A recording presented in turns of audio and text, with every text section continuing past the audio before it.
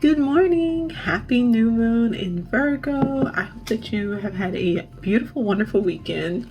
I had a great one. Did a sound bath on Sunday. Saturday was super busy, had a yoga class, and now I've woken up this morning. Usually on Mondays, those are my off days. I spend that time just kind of chilling out, relaxing, all of that good stuff because I deep clean on Fridays. And I was like, I need to just get all my stuff together. It's time to start clearing things out. It's time to start cleaning things up.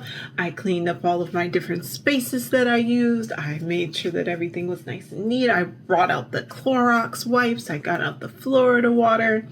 So in true new moon in Virgo fashion, you might be feeling like it's time for you to start tidying up. It's time for you to start cleaning up.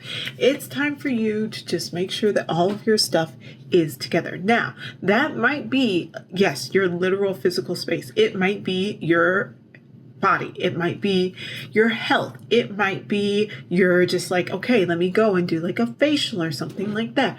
It might be taking a look at your finances. Maybe your finances are a mess. Maybe you don't know where your money goes every month.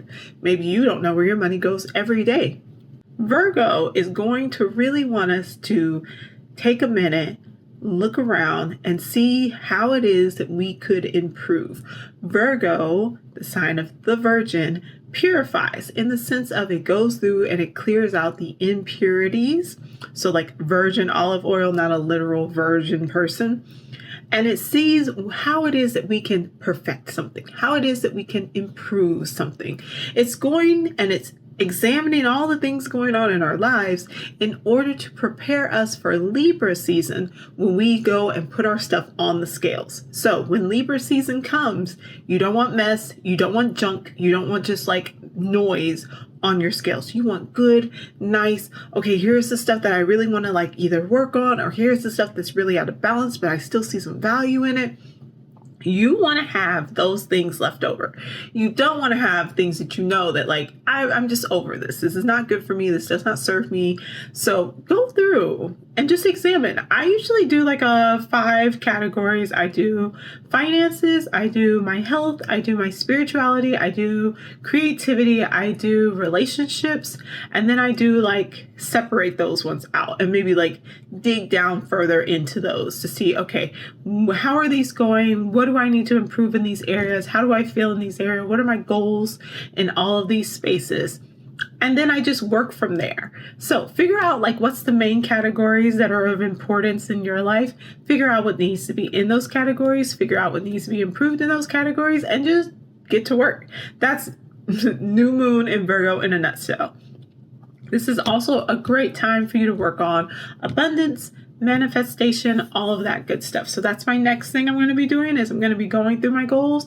I'm going to be sitting down and just figuring out what else I'd like to bring in. I'm going to be clearing some things out. And then that way, when I am working on like, what's the next steps, there's a clear road for me to go straight from point A to point B. Hi again. So I did want to talk a little bit about the retrogrades. So Uranus went retrograde in the sign of, yes, it's still in Taurus yesterday on September 1st, or this might not be posted on the 2nd. Anyways.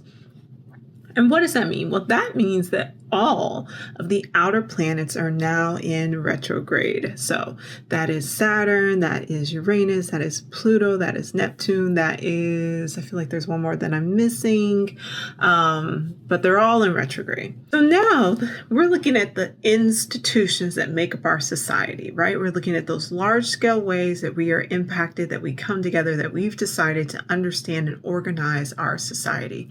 In sociology, we have 5 major institutions. It is the family, it is the economy, government, education, and spirituality or religion. So in those major areas, and then you can break down each one of those into like the meso level, the middle level, and the micro level, which is groups of 2 to 3 and the individual, right? So it is the individual and then those small groups and then bigger groups and then larger groups that make up what comes out to be the institutions that govern societies, right? And so these planets out here are really like all backtracking. They're all saying it's time to review and it's time to assess. We have Uranus in Taurus, we have Saturn and Neptune in Pisces. So there's a lot going on around this, like very idealized, self-sacrificing, avoiding conflict, avoiding things that are not comfortable for us energy going on with those two planets. Those planets are all taking a look at Uranus in Taurus has been going retrograde. Oh, and Pluto just retrograded out of Aquarius and into Capricorn. And so we have this kind of going back and forth around Capricorn, which is looking at being able to conserve, being able to make sure that we have what we need to be able to survive in the future, to make it through the harsh winters of life. And those are, do our institutions, do they have what is needed in order to allow us to make it through the hard times? Can we survive climate change? Can we survive social unrest? Can we survive, economic economic downturns, economics just like falling apart, can we survive revolutions? That's what Capricorn is looking at. Do we have what it takes? Do we have the systems in place? Do we have the training for the individuals in place? And what changes need to be made there? Uranus has been running through Taurus, talking about what's going on with your values. What is it that you consider to be most important? Can we talk about things that like you consider to be like, it's mine. These are my things to make up. It's a lot of the economy that's going on there. It's a little bit of the government going on there. It's definitely families and religion, because it is looking at how do we value the people around us? Who do we consider to be family? What makes a legitimate family? What counts as a form of spirituality and practice that brings us peace within our bodies, that brings us a sense of safety and security? I have this thing, right? And then we have Saturn and Neptune doing their thing over in Pisces. Neptune is at home in Pisces, so it's just chilling, but it's also making us a little delusional, a little bit susceptible to illusions, right? That are just saying that like hopes and dreams and wishes, things on gummy bears and dewdrops and all that stuff that like don't actually work or aren't actually sustainable. Capricorn's giving them kind of the mean bug over there. Like, what are you talking about? What are you doing? This will not work long term. Like, it's fun for in the moment, but it's not something that can be sustainable. But then that Pisces energy, that Neptune energy is like, but why don't we dream of something bigger? Why don't we dream of something better? And then Saturn's over there like, that's cool. I hear you. We should totally try to do something different. We should try to do something better. But we need a plan. You can convince that Capricorn, that energy that wants to hold on and say, like, let's just hold on to the way that we've done things because, like, at least we understand that and maybe it's worked in the past. Maybe it'll continue to work even if we know that, like, it really won't.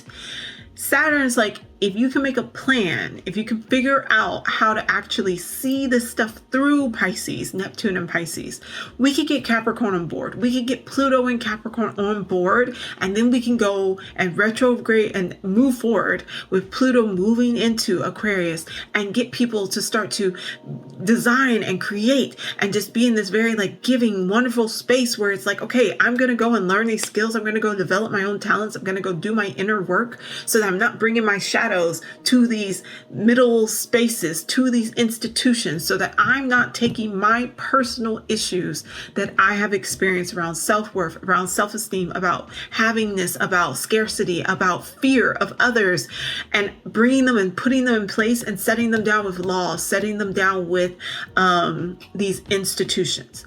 So there's an encouragement there. There's a space of great hope and movement there. But we have to allow ourselves to like let that energy revolve and let that energy push us forward into facing what's going on there, facing the things that aren't working, clearing them out, allowing ourselves to get creative and make new outcomes, new desires, new things, so that our values of love, beauty, peace, joy, happiness have room to actually flourish and keep us safe, keep us secure, give us room to grow. So that's all that retrograde stuff going on there. So basically just do your inner work